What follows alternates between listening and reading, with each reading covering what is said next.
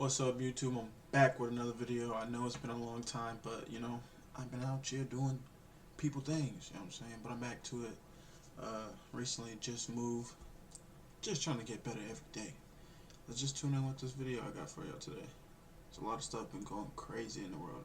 Listen, the bottom line is when Joe Biden got elected, he said he wanted to fast track 4 million undocumented residents to full citizenship. Black people completely ignored it. I spoke on it. I said, do you know why he want to fast track 4 million? Because he know he's not going to do nothing for us. We ain't going to be motivated to vote for him November.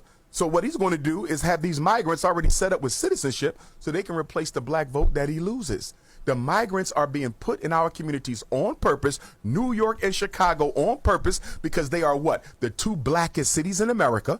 They're the two largest cities in America. They're the two most politically conscious black communities in America. So if we can wash out the black with the brown in New York, if we can wash out the black with the brown in Chicago, Philly don't stand a chance. Atlanta don't stand a chance. LA, Houston, Dallas, Detroit, Chicago don't stand a chance. The migrants are here for 3 reasons. Replace us at the polls. Replace us at the low-end industry jobs, right? See, when Donald Trump said during the debate that Joe Biden is taking black jobs and giving them to migrants, he was correct. Although he didn't say it because he cared about us, but he's right. When people say, what do you mean by black jobs? Get out your bougie feelings and deal with the reality. 1/3 of black men have a felony. So there's a lot of jobs they will never qualify for. They are mostly what? Essential workers, warehouse, trucking, security.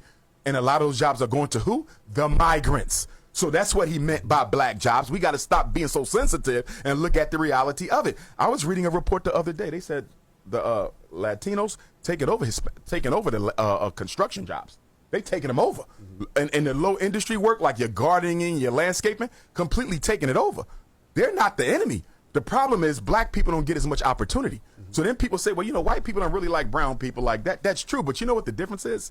They don't have the burden of accountability with them that they have with us. We built the country. So every time they look at us to deal with us, the bottom line is y'all brought them here and they built y'all into what y'all are.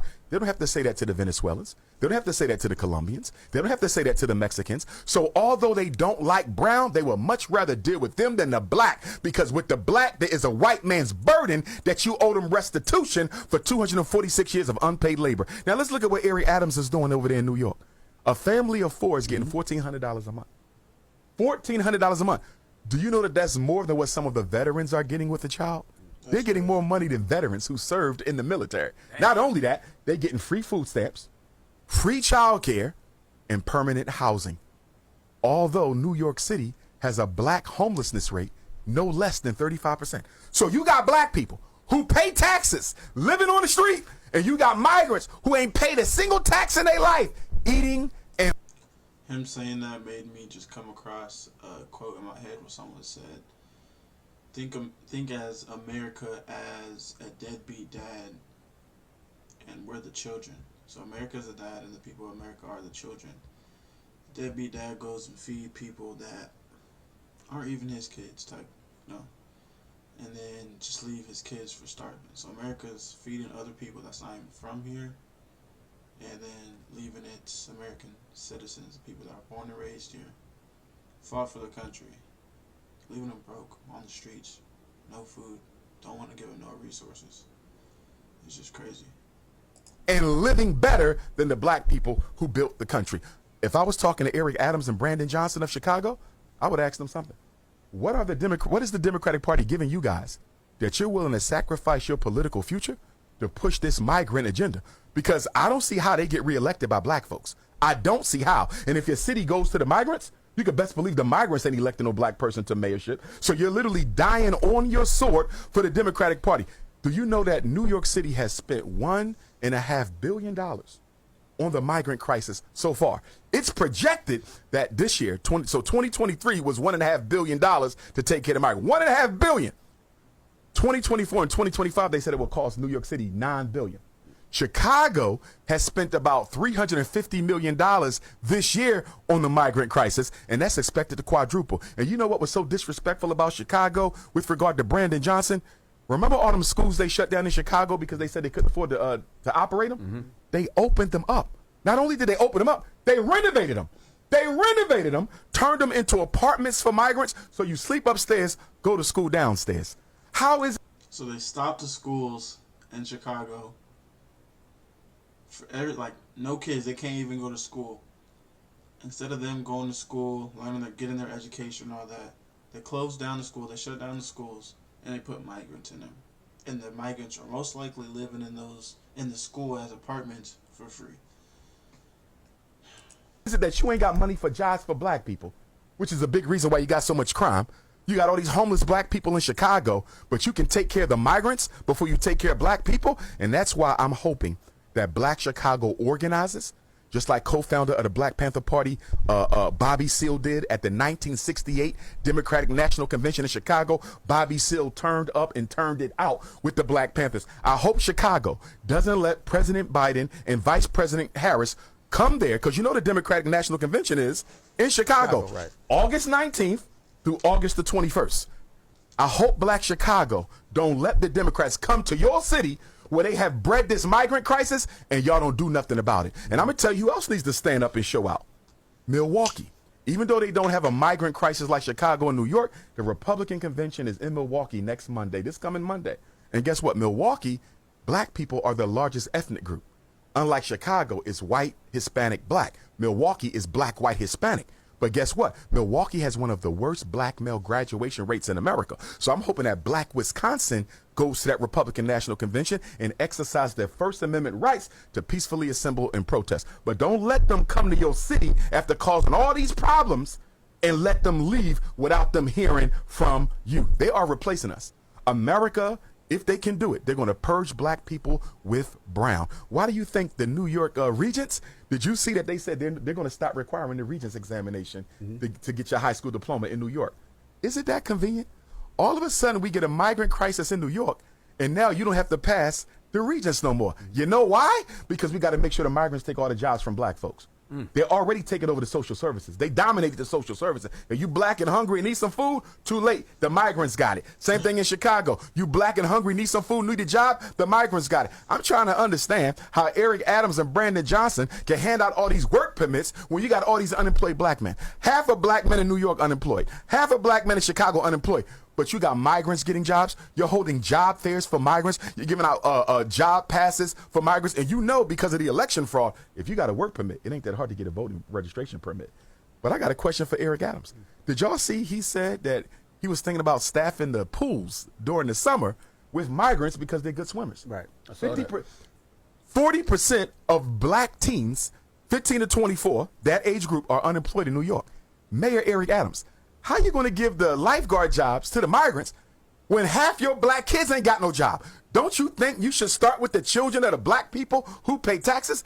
I really don't understand them too. I do kind of feel sorry for them. Maybe I don't he think feel like black people can't swim. He's buying into that stereotype. put some money out there. We're going to swim. We'll learn. But my thing is, I know they know what they're doing isn't good for their political future. The only thing I can think of is they're too afraid to tell the Democratic National Machine that I'm not going to go along with this because, you know, they can destroy them. I really think they're being forced to sacrifice their career in order to purge their own people from the two largest cities. Yeah, they're just joking, right? Mom, it wasn't the actual devil. No, they were just dressed as the devil, Mom. You know, yeah, no, I have to go. Yeah, you did warn me about Hollywood. Yes, you did, Mom. Yeah, you did. I will. Thank you. She said she'll be praying for all of us. Thank you. All right. My upbringing, I grew up in a Christian environment. It took me to my adult years or leaving home where I could really try on something different for myself. That was Satanism. It's working out really well.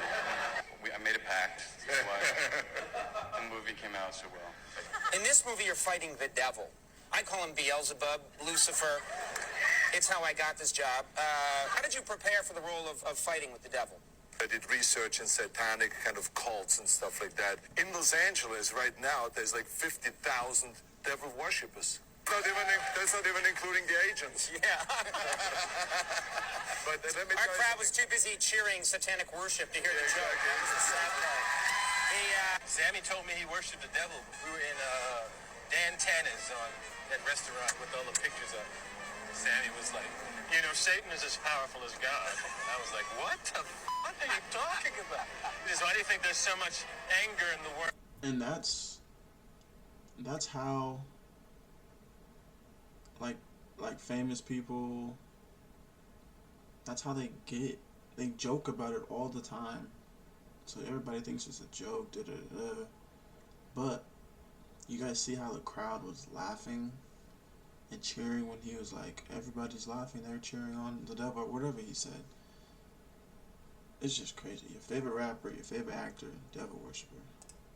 I think Post Malone knows something that we don't. According to the CIA, the total amount of fraud money is $80 trillion. And cash was $2 trillion. 2 trillion. So 1.9 trillion is actual cash, and all the rest of it is just bull. Doesn't exist. There's not a vault you can go in like a fucking guy. Imagine we're at war with a country, and then they have the best hackers, or whatever. This is all hypothetical, but you go to swipe your card and it doesn't work, and then everybody in America goes to swipe their card and it doesn't work.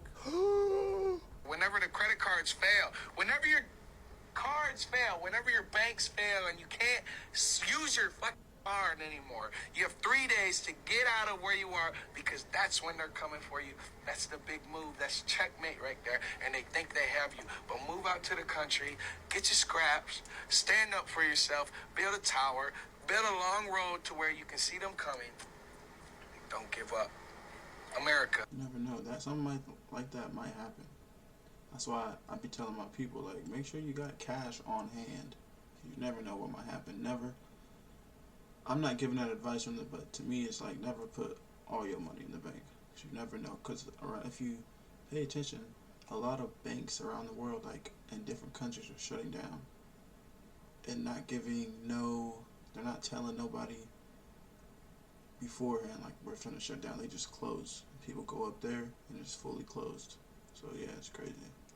Watch this. So tell me about your audition with Jay-Z. I was so nervous. I was shaking literally. You know, then what did he say to you? He said something to you.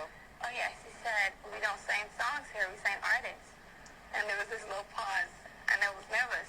But then he said, and we're interested. But then he said something about a window and a door or something. Oh, he said, there are two ways to leave here. Either through the door with the deal sign, or through this window, and we're on the 29th floor.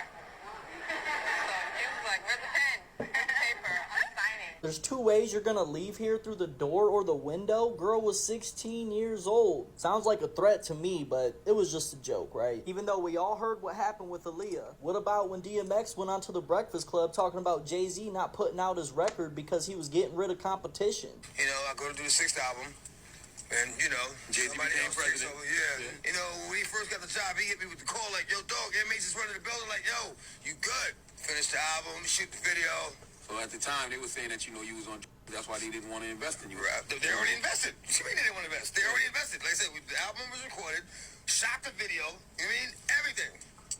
That was just some bullshit. You know what that was. Do you ever feel Let's like get rid of competition. So Jay-Z becomes the president of Def Jam, tells DMX to make an album, and then withholds the album because they don't want to invest in him? It's funny, because even 50 Cent speaks on Jay-Z, and now his success is tied to Beyonce. Look at that. I ain't gonna say believe everything 50 Cent say, but hey, I damn near do. To me, 50 Cent's one of the realest celebrities, artists, whatever you want to, in the industry. One of the realest people. In Jay-Z's career, you can look at that as the association to Beyonce is when he started to receive the 16, 17 Grammys since he's been with Beyonce. Prior to that, the kids even have Grammys. It's like thinking about what's behind the door. So, like, you know what I'm saying? When I'm in the room, it's like, damn, it's another room. So I just keep going in different rooms. So one of them times I open the door, I'm going to be afraid. We never had access to that sort of information. I call it the room with the door behind it. You never get to that door. We always got through the first door, and we were so excited about being in that room. Yeah. It'd be your favorite celebrities, I'm telling y'all. It'd be your favorite celebrities, but y'all just want to sit back can talk about the compartmentalization of this stuff and how do you keep something like that secret. Well, I live in Knoxville, Tennessee, and I back up to Oak Ridge National Laboratory. And there's 6,000 people that work at Oak Ridge that live in my district. But Oak Ridge is where they developed the atomic bomb. Well, one of them anyway. And I was knocking on this old guy's door as an old man. He's putting his flag out. And I was talking to him. I said, "You a veteran?" And he said, "No." And he was kind of a little embarrassed. He said, "I worked at Oak Ridge during the war." And I said, "Really?" And he said, "Yeah." And I hugged him. I said, "Listen, brother," I said, "if it wasn't for you," I said, "my dad was on Okinawa. They were getting ready to invade mainland Japan. Truman said there'd been 1 million casualties. I mean, the kids were sharpening sticks. It was going to be brutal. That island fighting, and he'd have backed them up into their own homeland. They had the suicide subs and the kamikaze." What is the Oak? Whatever he said. What is that? Okamo? Mainstream history that we have been force-fed since day one and rip it right in half. So here we go. The photo description states that in the summer of 1903, construction continues inside the entrance to the Palace of Machinery for the Louisiana Purchase Exposition, the 1904 World's Fair. The date of this photo is in 1903. The fair in St. Louis was in 1904. So this would all make perfect sense, except there's a massive flaw. A flaw so big that it's undeniable proof that this building was constructed 100 years before the 1903 date that we are told, and proof that there was a mud flood that ripped through this building at some point after 1803. Where is the foundation of this building? Incredibly detailed construction projects do not take place on top of dirt and garbage. This, in my opinion, is the most incredible photo that I have ever seen to this point. A lie right in our faces, saying that this was being built in 1903, when we have multiple dates of 1803, time-stamped right on the building. Multiple times. Not only that, but you can see that the mud flood damaged the bottom of this building here. The mud came after the construction, not before. And I want to make that point very clear. This is a cleanup project, 100%. After this World's Fair, they knocked these buildings down. Not because they were pathetic, but because they held dates that do not fit in our mainstream timeline and architecture that we cannot reproduce today. It's incredible. I've been talking to many people, engineers, construction workers, architects, and more about this photo. They are telling me that this is undeniable proof. And at this point, there isn't an excuse in the book that could save the mainstream history. It's time for everyone to wake up to the nonsense. How advanced we are today, how is it not possible for us to build the same way that they built this building? Just from being how, because we know how advanced we are. Even we're so advanced that there's things that's out there that we don't even know of that is so advanced. That's pretty much telling us back then in the days, a long time ago, that there was a civilization way more advanced than we even are now. But they're just hiding it. They're hiding it. Come on now. What's that in the sea? This has to be fake. Okay, first of all, I don't think the Earth looks like this, but check this out. I want to just zoom in on a random spot here. And we'll do the street view to show you that it works. You see that? All right, let's zoom out. Now, I'm going to go to an island off the coast of Taiwan. And you can do this yourself and follow along. I saw someone else do it. I couldn't believe what I saw. So, yeah. Let's just find this little divot here on the island and zoom in. And there's another smaller island. Go to the street view and just tap it. Okay. What the hell is going on here? I mean, we have to take this with a grain of salt because, first of all, Google Earth is not real. But it's a depiction of something. And if somebody is joking with us, why would they put that there? You know what? That seems like something I would do. I would do something like this. that looks real. I mean, that looks, I meant to say that looks fake, but you never know. Because if there was an animal like this in the sea, we wouldn't know what it would look like. But to me, it looks fake. It looks real, but to me, it looks fake. It's probably fake. Because if this thing was this close to a boat, come on now. I feel like that'd be bigger waves. And yeah, just bigger waves. Like there'd be huge waves going. Because the weight of that swimming is gonna, I feel like it'd bring big waves. That's just my opinion. You wake up and the bed is soaked with sweat. And it's cold outside. That means you have entered into the healing realm because that's the Kundalini energy. And a lot of the normal sleep patterns don't take you there because, remember I talked about in the other lectures how here's the doorway to the sleep realm. And this is the doorway to the sleep realm. And the more sleep you don't get, the more and more you come from the doorway. So you got to build up time to get back to that doorway. And it might take damn near a year before you get up in there because you've had years of not sleeping. So this is an actual dimension. It's just like initiation because you're trying to get to dream time. Remember that shit? So they shut down the dance clubs. You know what I'm saying? So the way it is, you might need a boost because the normal way don't get you in the doorway. Now, I done tried all this shit because I'm experimenting. But I found the blue pill on your ass, and I was up in the house, in my body, looking out my goddamn eye sockets. I said, look at this shit here. I was in my body, looking at my eye sockets. Well, remember, the ancient texts say that you are a nano being, a seed, which is your soul is down in the gastrointestinal tract. And when the soul rises up and sits into the seed, which is the pineal gland, you get a lumen. But the soul is a small seed. We're not talking about spirit, because everything got a spirit. But everything don't have a soul. Roaches got a spirit. A spirit is just what moves on the earth plane. So white people have spirits, but not necessarily souls. And goddamn niggas is debatable now. They done fucked us up so bad. With clones and all this stuff here and stuff. Because I remember, because you see some people ain't got no light. You see what I'm saying? You know when a person's soul is fucked up, when you have a person, they wash all day long, but something about them still be kind of dusty. You know how niggas say, you still look stank. You know what I'm saying? You can wash all day, they be washing 3, 4, 5 times a day, but it still got that little stink look to them. That's because something is fucked. That means the aura is not radiating because the goddamn soul ain't there. This man said, white people don't have souls. It's 2024 and you finally realize what this scene's really meant.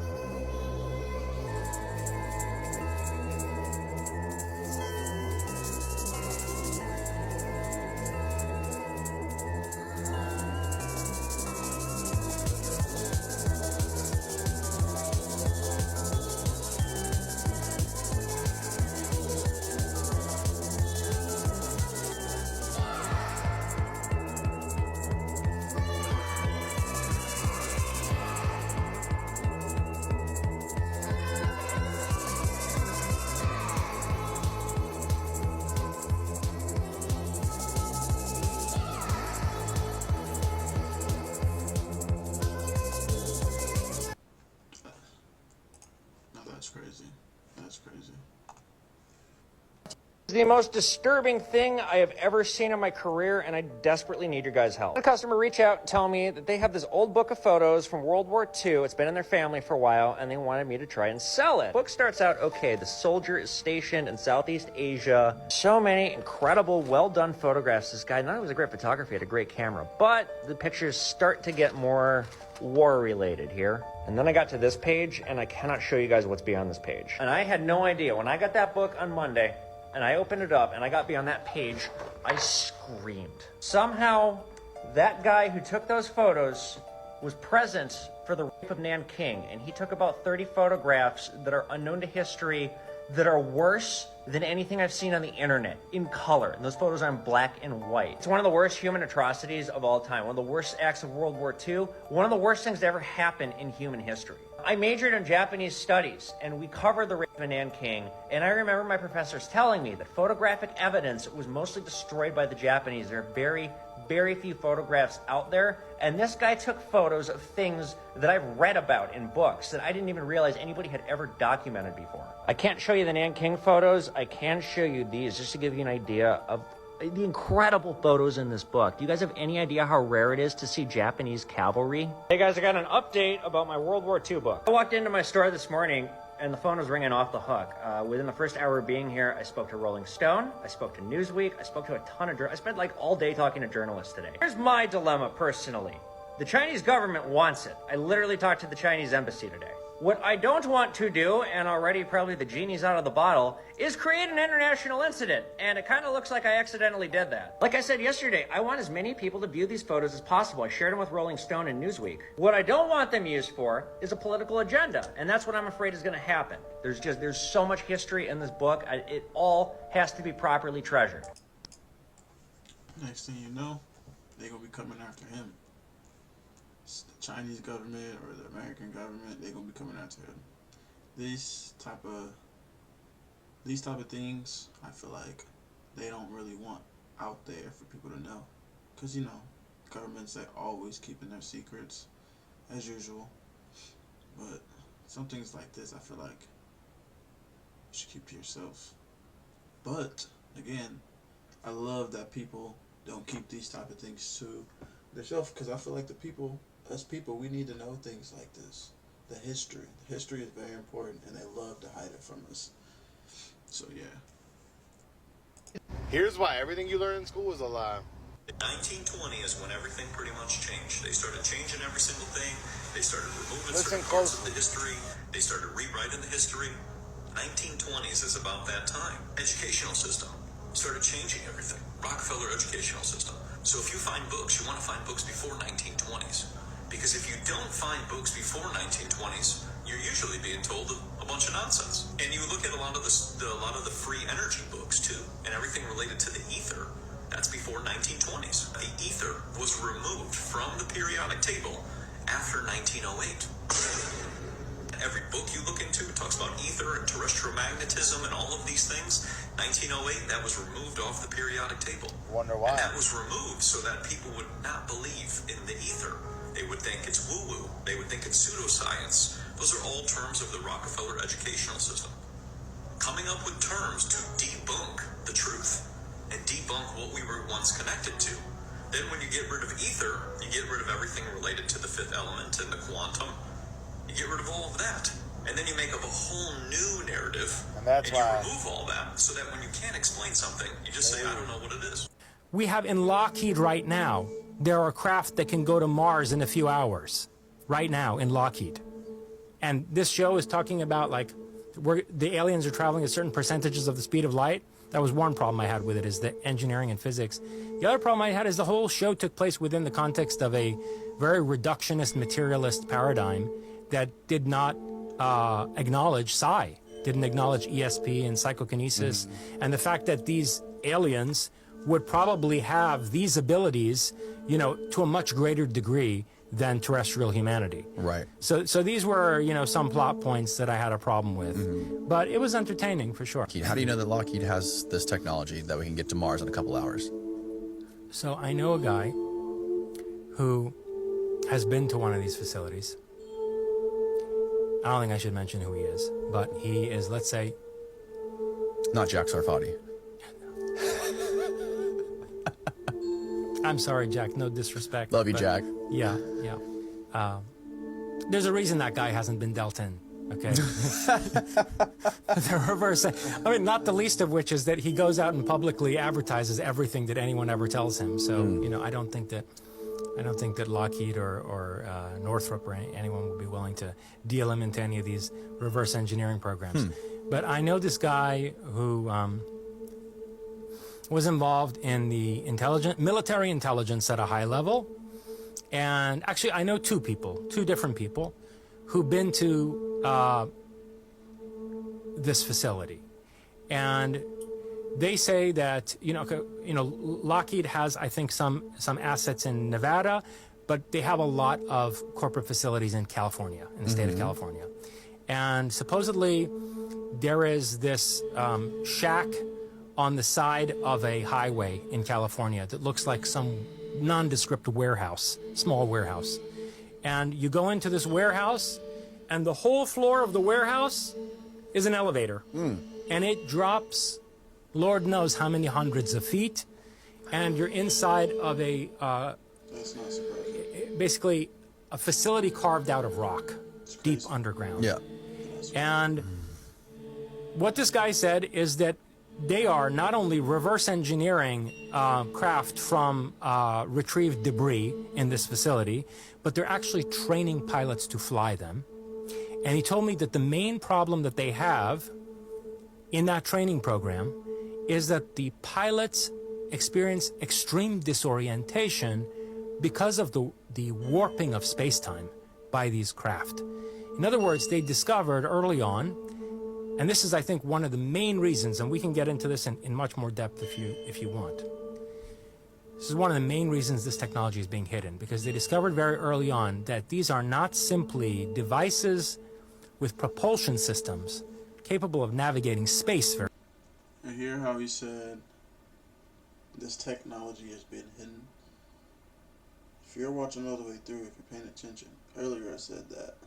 But when they were talking about the building infrastructure, how we can't build these type of buildings anymore, and I was like, it's surprising that we can't, how advanced we are. But there's a lot of things out there that they're hiding from us, so we don't really know how advanced we actually are, like the people, like us. And that just goes to what he's saying right there. Like, they have technology out there that we don't even know of, that they made years ago. Like, to me, I feel like something like the iPhone, for example, they've been have, like, you know how iPhones come out, new iPhones like every year? I feel like they've been made these models. They're just choosing when to release them. You know what I'm saying? It's crazy. Very quickly. Like, they can take you from New York to Australia in, right? They're flying time machines. They warp time as they traverse space. Right. And our pilots don't know how to handle that. They have a very hard time. They get disoriented, temporally disoriented. They get like, their sense of the passage of time gets really messed with. How do you know this wasn't just some sort of intelligence agent or intelligence operative trying to disseminate some wacky information like the other guy? Well, if I were to tell you who it was, I think most people wouldn't think that. But all I can tell you... That's the problem with this whole topic. That is the fundamental problem with this whole UFO topic, is because so many people have such crazy, outlandish claims, and every single one of them, almost every single time, they're saying that this person, they can't divulge where they got the information, who the person is. And that's why this topic has been so frustrating for me. I'll tell you at dinner who he is. Okay. So, he was, but I'll tell you this, he was an extremely salt-of-the-earth person. And he was involved in the military intelligence community for decades. And anyway, I'll just leave it at that. But one of the funny things is he showed me this model that they had been using back in the it looked like maybe it was something from the 60s, to teach these pilots how much time dilation there is per the amount of space that they've traversed in these vehicles. It was like some kind of a gyroscopic device, and it showed that if you traverse, this much distance in space, there's this much dilation in time. And the reason he had this thing is because it was antiquated. It was like from the 60s, and they weren't using it anymore. They had ripped it out, and it was like an heirloom, you know. Yeah. And they basically gave it to him as a keepsake. So, which I found interesting. And I tried to take a picture of it, but he picked it up and took it away from me. So anyway, he told me he went down into this facility and that they're reverse engineering stuff and that they're trying to train pilots in how to fly these reverse engineered zero-point energy craft. But okay, what's the really important thing about that is that on a theoretical level, I've written extensively in Closer Encounters about how UFOs are actually time machines. And if you really stop and think through that carefully, you realize why, under the current socio-political conditions, this technology can't be released. With the kind of society we have, domestically, globally, with the state that humanity is in at the present time, the release of that kind of technology into the public sphere would be utterly catastrophic, right? I mean, you can't give Tom, Dick, and Harry a time machine to put in their garage. You see, that's the thing. It's not like these are Jetsons cars that just, you know, fly you across country really fast. They allow you to traverse different epochs in human history. And I think one of the reasons that our history is so messed up, you know, when you look at these really regressive, tyrannical religious belief systems and the kinds of political structures that formed around them and that were fortified by them, I think a lot of what's going on there is that our timeline has been manipulated. It's been manipulated at all junctures, from the present far into the future, right? So the technological singularity is this moment when you have a convergent advancement of all kinds of technologies, from genetic engineering to nanotech to artificial intelligence, cybernetics, and so forth. And they start to advance exponentially, so that it's no longer a curve slowly sloping up, right? It becomes a spike on a graph. The curve becomes a spike. There's such an acceleration in the development of these technologies, and any one of them facilitates breakthroughs in the others at such a speed where all of them converge in a way that the human mind is no longer capable of wrapping itself around. And we call it a singularity or a spike on the graph of the history of human technological development, because past that spike, we can't project anymore from the past into the future. It's a limit on our human capacity to project what future developments may take place on the other side of that singularity, right? And so, for example, today you're seeing AI crack problems in genetic engineering, in gene sequencing, and crack problems in nanotechnological engineering that we've never been able to work our way through. And so all of these things are reinforcing each other, and within about, 10 to 20 years from now, the kind of zero-point energy that Lockheed is working on is going to be a physics theorem that AI arrives at in the public sphere, and that basically any competent industrial base could actualize using the latest nanotechnology. I mean, the singularity represents a moment when it's no longer possible to hide various lines of scientific research and technological development, okay? Because you're going to have such a tremendous convergence of these different technologies that, you can basically ask the artificial intelligence, look, here's what I want to develop. There's whatever mercury, thorium, zero-point energy device. Given your existing knowledge base in physics and nanotech and so forth, give me the schematic for it.